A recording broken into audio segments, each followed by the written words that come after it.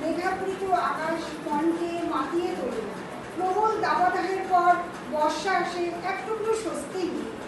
আর সেই জন্যই তো প্রবল দাবদাহের পর মেঘের আগমনে মন বলে ওঠে, হৃদয় আমার নাচে রে, আজকে মরুরের মতো নাচে রে। তবে মানব মন মেঘ মস্ত আকাশকে নানা রকম প্রশ্ন করতেও ছাড়ে না। তার এত দেরি করে আসবার কারণ জানতে চায় নানাভাবে।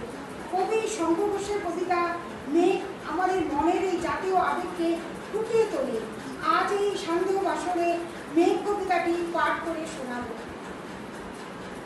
ও আমার মেঘলা আকাশ, এতদিন কোথায় ছিলে?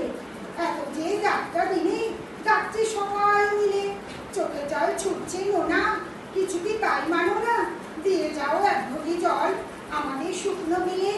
ও আমার মেঘলা আকাশ, এতদিন কোথায় ছিলে? ও আমার মেঘলা আকাশ, তুমি কি সেই মেঘলা?